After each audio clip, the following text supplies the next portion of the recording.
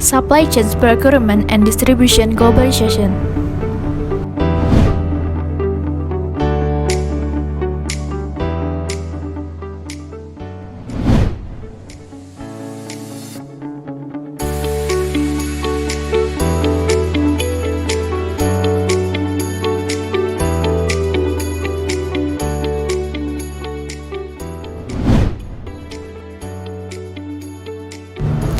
Apa itu procurement?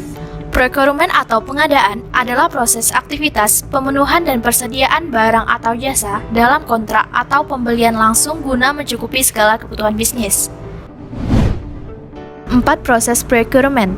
Yang pertama, mengidentifikasi keperluan perusahaan untuk memastikan tidak akan ada pembelian yang bersifat sia-sia. Yang kedua, mencari supplier yang sesuai dengan cara membuka sistem lelang proyek untuk para supplier dengan mengajukan harga dan kualitas terbaik. Yang ketiga, negosiasi term of payment, harga, kualitas, dan waktu. Yang keempat, memilih supplier dengan berdasarkan keperluan dan juga kebutuhan perusahaan.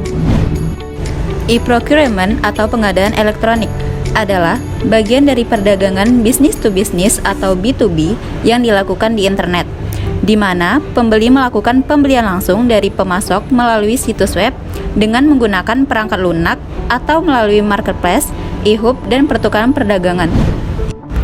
Vendor persediaan yang dikelola. 1. Pabrikan menghasilkan pesanan, bukan distributor atau pengecer. Kedua, informasi stocking diakses menggunakan EDI atau Electronic Data Interchange atau pertukaran data elektronik. Ketiga, langkah pertama menuju kolaborasi rantai pasokan. Keempat, peningkatan kecepatan, pengurangan kesalahan, dan peningkatan layanan. Hambatan untuk transaksi rantai global.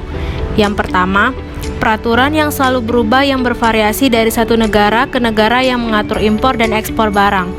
Yang kedua, mode pengiriman terbatas. Yang ketiga, kode pemerintah dan persyaratan pelaporan yang berbeda dari satu negara ke negara lainnya. Yang keempat, praktik bisnis yang berbeda serta hambatan bahasa. Distribution globalization.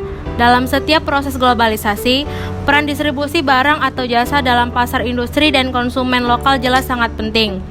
Lalu bagaimana globalisasi dan distribusi saling terkait? 4 jenis utama dari keterkaitan dapat diidentifikasi sebagai berikut. Pertama, spesialis distribusi mengglobal.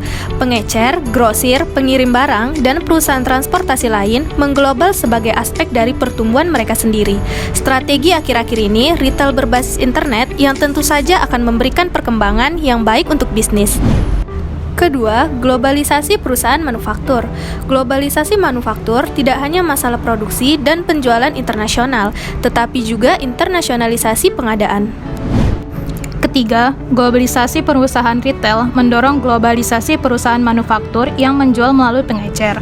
Pengecer mengkoordinasikan pembelian yang bermacam-macam di seluruh pasar. Pemasok barang ke pengecer akan berkaitan oleh globalisasi. Keempat, pengembangan perdagangan elektronik B2C dan B2B dikatakan memiliki efek globalisasi di pasar nasional.